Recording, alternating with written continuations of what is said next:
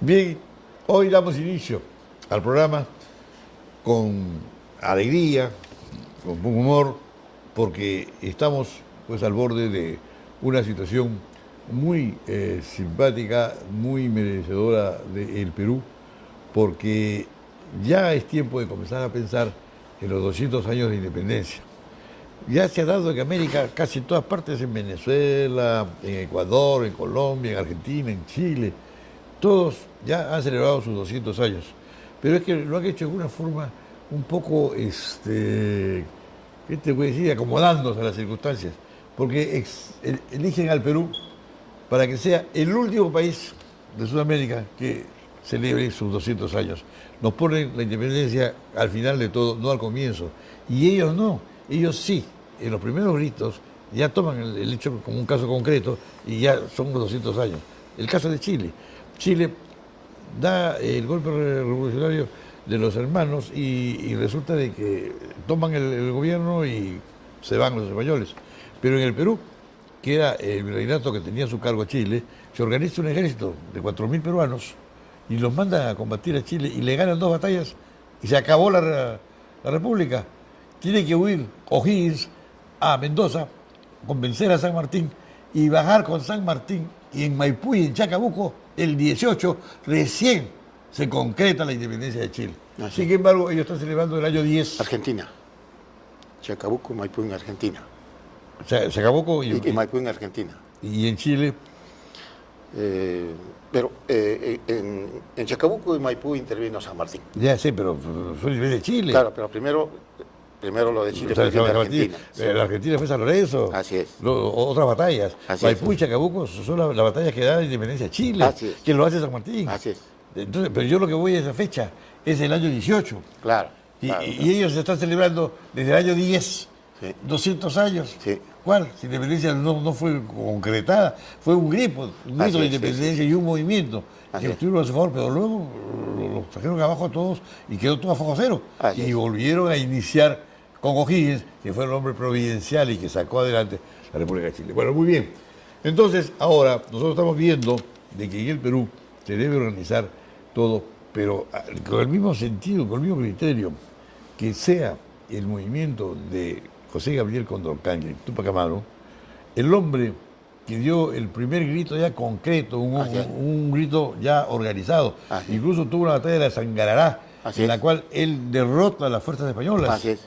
¿Ya? Es Y verdad. se comienza a forjar ya la independencia definitiva, que se concreta al final con la llegada de la flota libertadora que organiza O'Higgins Así es. y que sale el 20 de agosto de 1880 de Valparaíso y trae a San Martín y a Cochrane contratados para que trabajen y hagan pues, la independencia del Perú. Claro. Lamentablemente, en Chile se quedaron sin plata y sacaron a O'Higgins y no hubo más plata que mandar a San Martín. San Martín tomó la de Villadiego, fue a Guayaquil, le entregó el Perú a Bolívar y patita para qué te quiero, se fue a Europa Sí, bueno. y se acabó la historia. Mientras le pagaban, sí estuvo. Cuando no hubo plata, no. En Bolívar no. Y en eso sí, Bolívar tiene mucho más mérito. Sí. Él vino, se la jugó, buscó la plata y agenció todo. Y hasta que no logró la independencia, no se fue. Así es. Bien, entonces, con este pensamiento ya debemos comenzar. Y estamos acá con 3 libros, no, 4 con este que se hizo en el tiempo de Velasco. Ya, el primero es Las Memorias de Juan Bautista Túpac Amaru. El segundo es Juan Bautista de América. Y el tercero es Este cautiverio y agonía sin fin, de Fernando Túpac Amaru, que fue una cosa horrible. Vamos a conversar ya sobre eso. Y acá está el libro que se buscaron cerca de 30 historiadores para que hablen todos sobre la independencia del Perú, tomando como punto de partida la rebelión de Túpac Amaru. Así es. Las otras rebeliones fueron pequeñas, Sí. de local, de Locales, sitio sí. y nada más y desaparecieron. Túpac Amaru no, Túpac Amaru incluso llegó a Arequipa, y se movió en el sur, estuvo.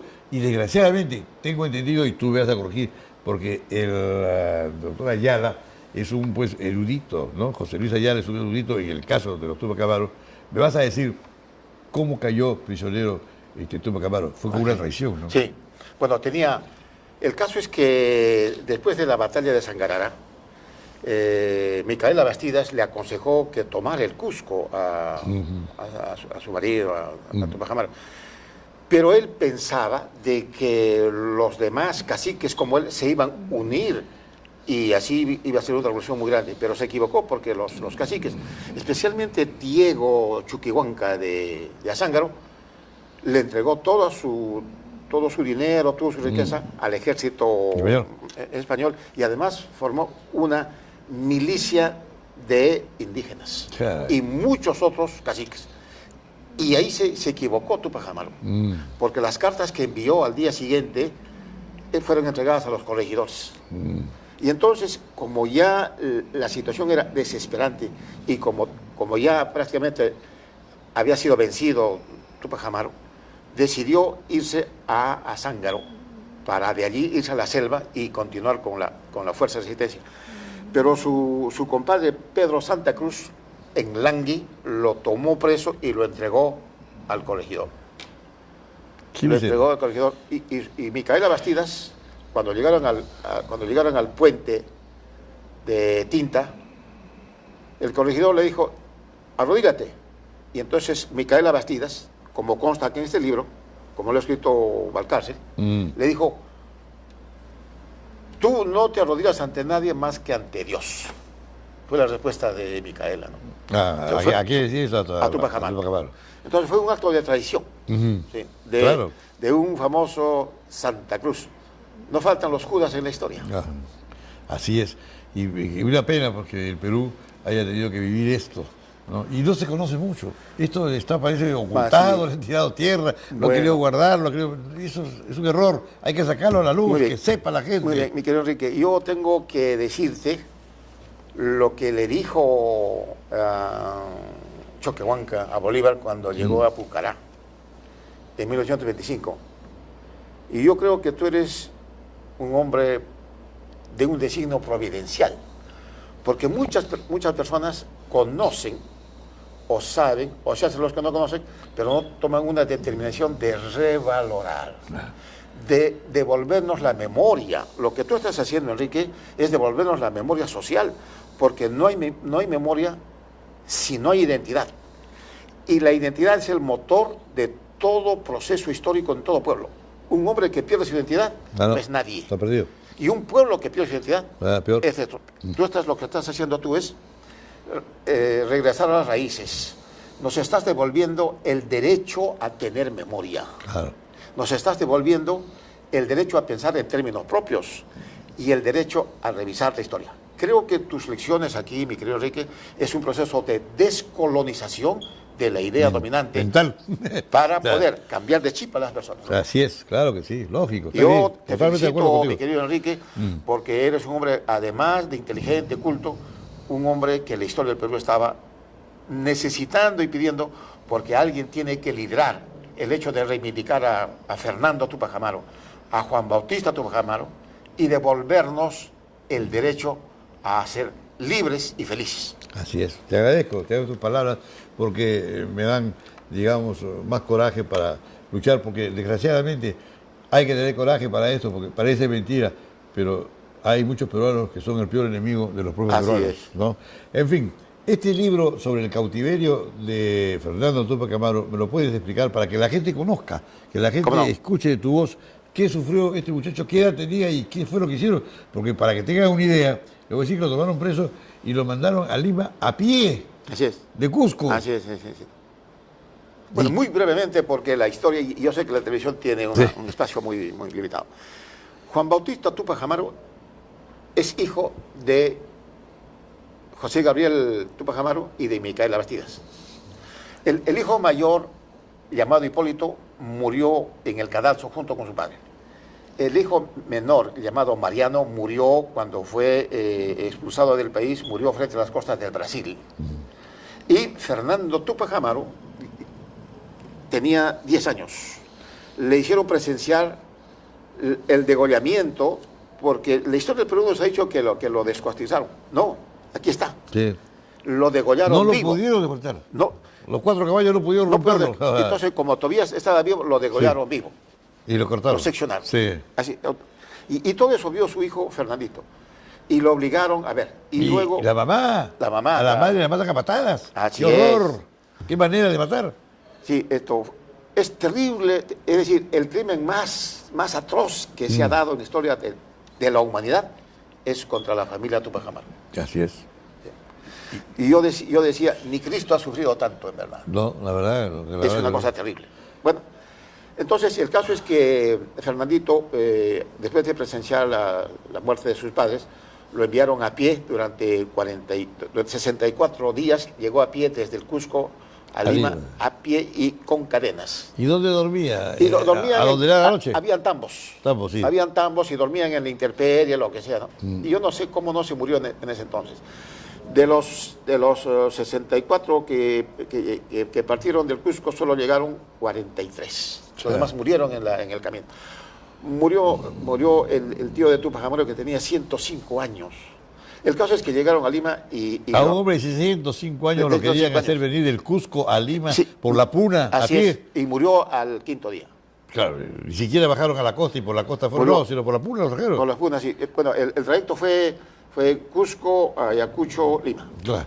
Y los guardianes españoles iban a caballo, por supuesto. Todos iban a caballo y todos tenían rancho y comida y tenían carpas. Y los prisioneros ahí como animales, ¿no? Con cadenas, además.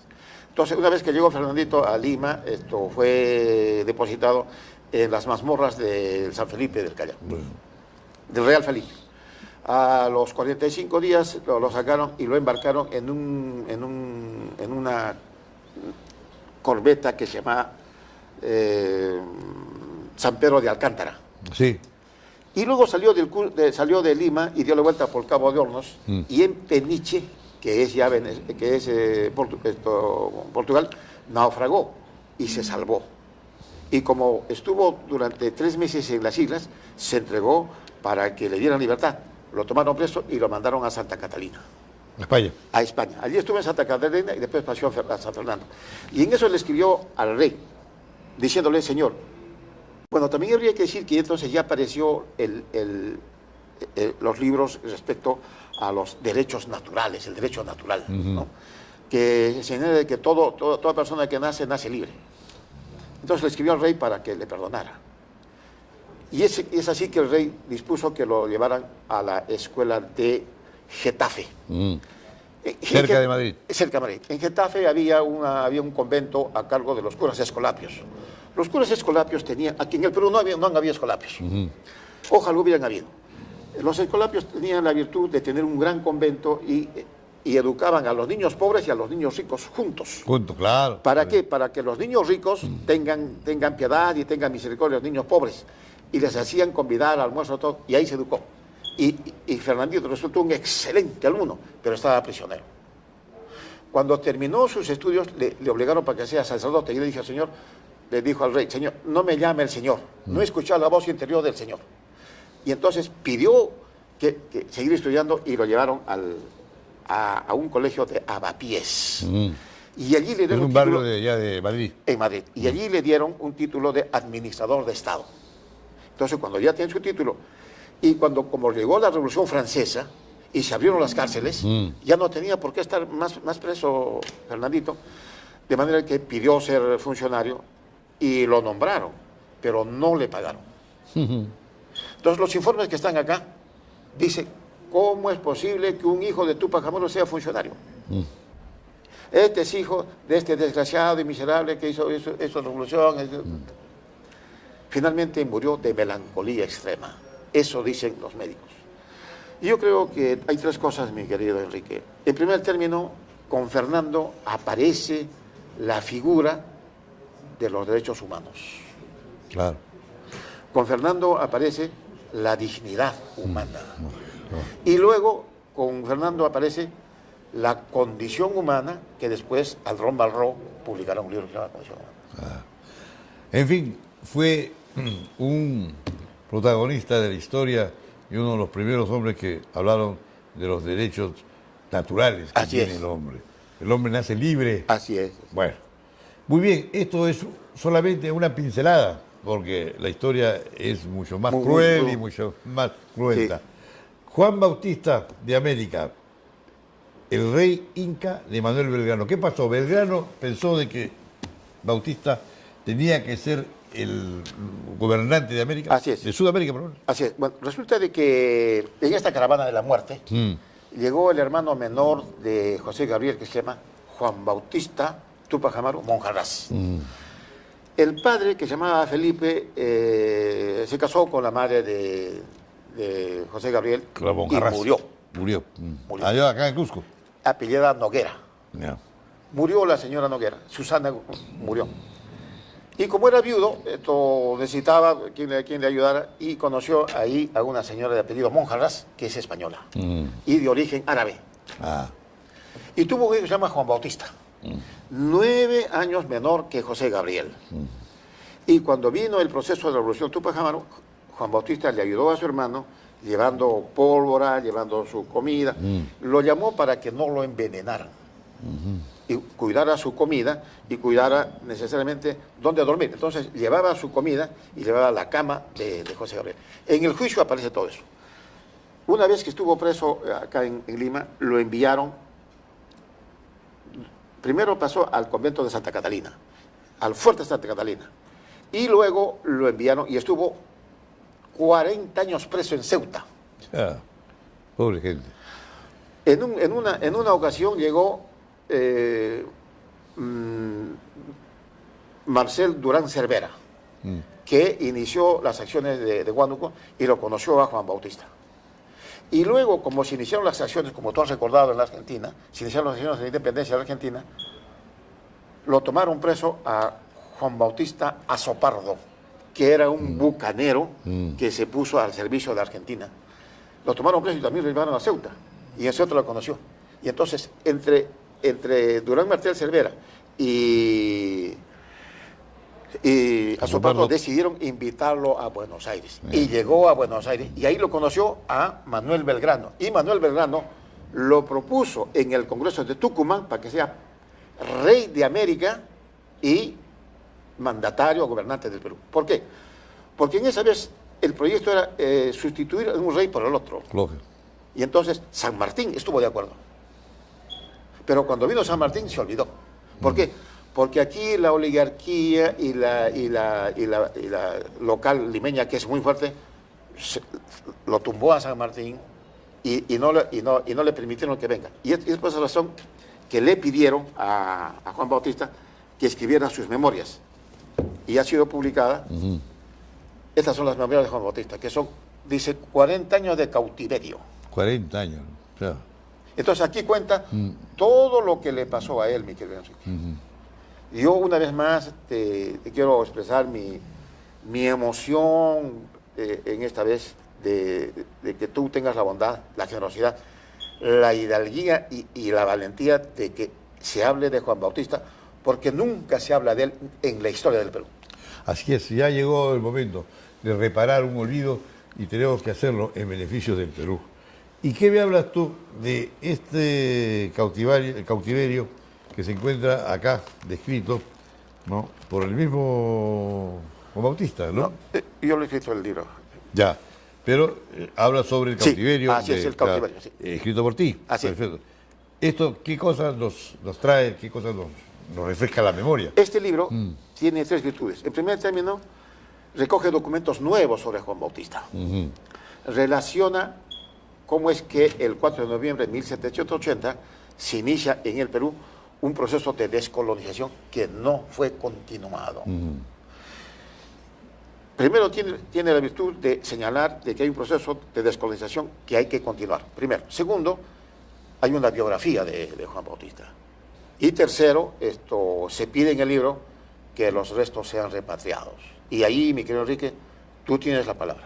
Acá se pide que los restos sean repatriados. Así es. O sea que están comulgando con nosotros en el mismo sentido, en el mismo criterio, Así es. que aprovechando los 200 años de la celebración de los gritos de independencia en el Perú, por los peruanos, Así es.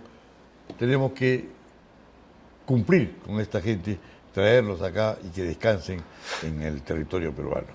Es una labor que ya algunos congresistas, como Yehude Simons, se ha interesado, está estudiando, lo mismo de que Omar Chejade. Qué bien. Y están todos, ¿no?, poniendo el hombro porque se trata de una labor netamente peruanista que nunca se realizó. Nosotros siempre hemos pensado que tuvieron que ser los extranjeros los que vinieron acá y nos han independizado.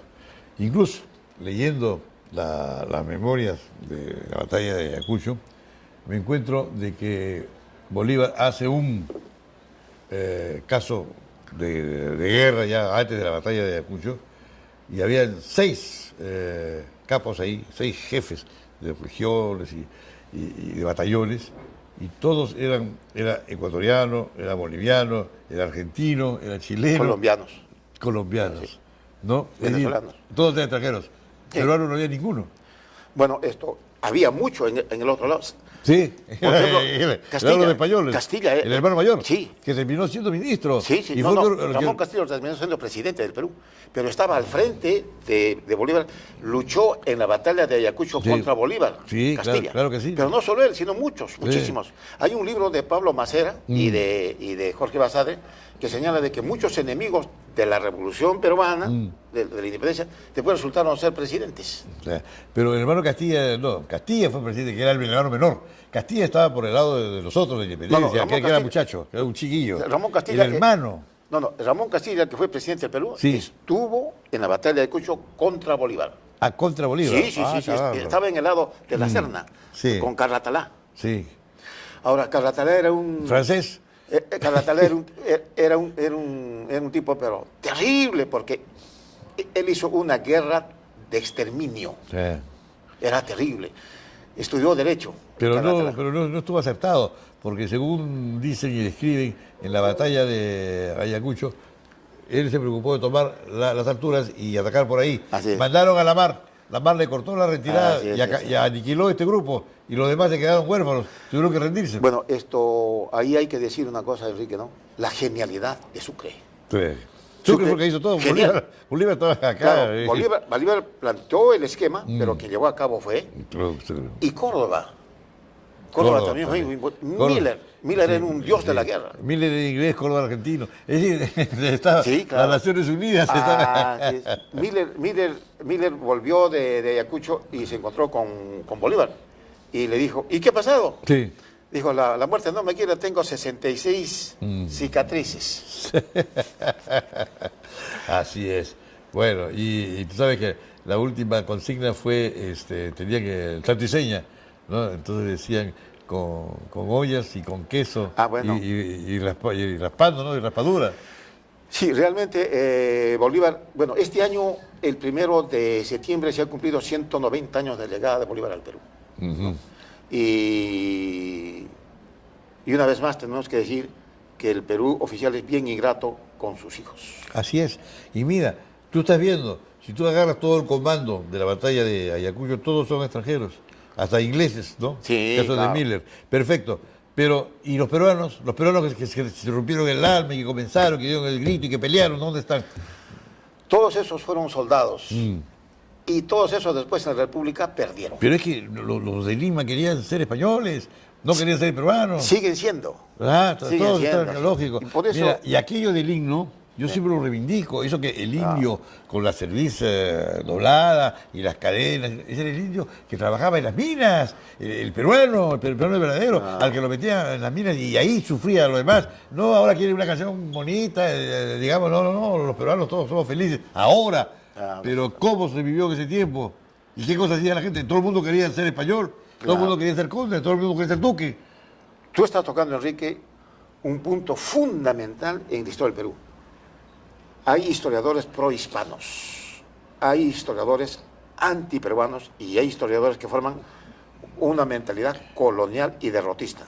Estas conversaciones son diferentes, porque esta conversación es llena de optimismo, de civismo y de cultura que viene necesariamente del fondo de la historia y que tú reivindicas ahora. Bien, mi querido profesor José Luis, estamos iniciando una nueva era Me parece muy bien, Enrique. y vamos a aprovechar los 200 años de la Muy independencia bien, me parece muy para cavar una pica en Flandes y vamos a pedir que se haga por fin, ya de una vez por todas, justicia con los peruanos que dieron la vida y que sufrieron durante tantos años, cada uno injusticia tremenda. Y yo sé, Enrique, que tú has tenido la genial idea de que se repatrien los restos de Fernando Tupac Amaru, de Juan Bautista Tupac Amaru, y se reflote la Covadonga. Ah, Eso me parece, Enrique, realmente extraordinario. Esta es una cátedra que todos los alumnos de primera y secundaria deberían escuchar.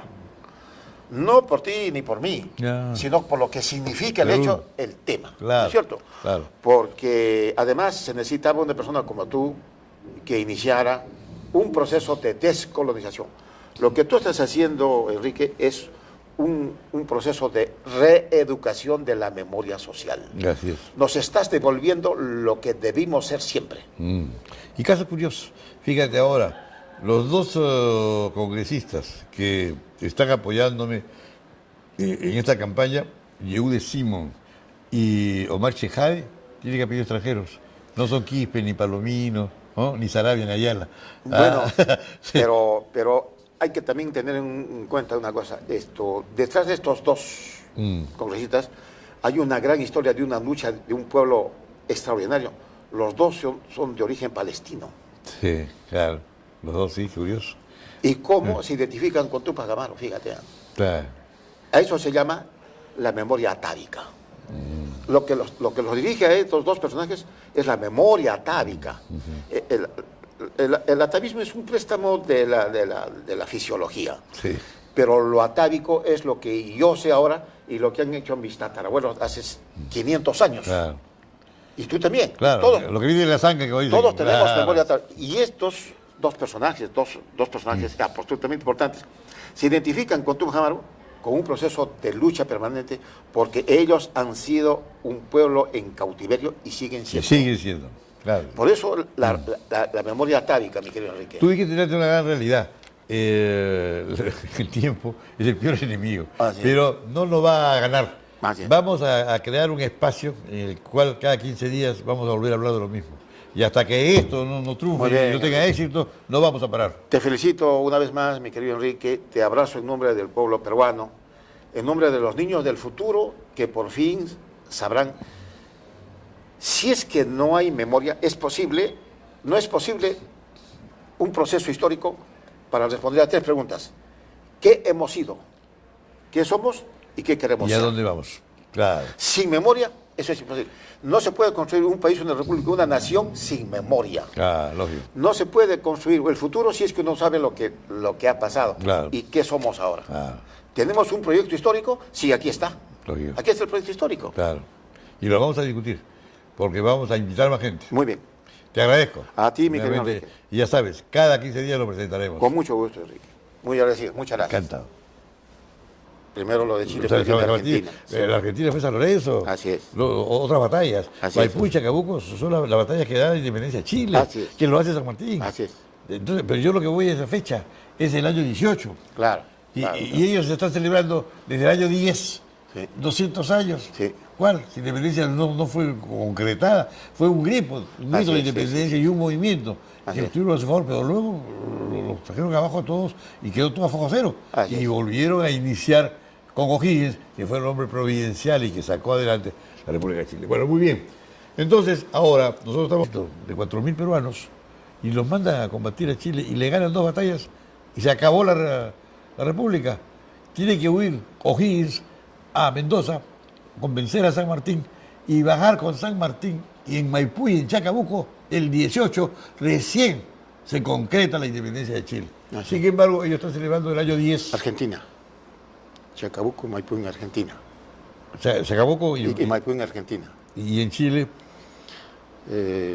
Pero en Chacabuco y Maipú intervino San Martín. Ya sé, pero fue a nivel de Chile. Claro, pero primero Bien, hoy damos inicio al programa con alegría, con buen humor, porque estamos pues al borde de una situación muy simpática, muy merecedora del Perú, porque ya es tiempo de comenzar a pensar en los 200 años de independencia. Ya se ha dado en América casi en todas partes, en Venezuela, en Ecuador, en Colombia, en Argentina, en Chile. Todos ya han celebrado sus 200 años.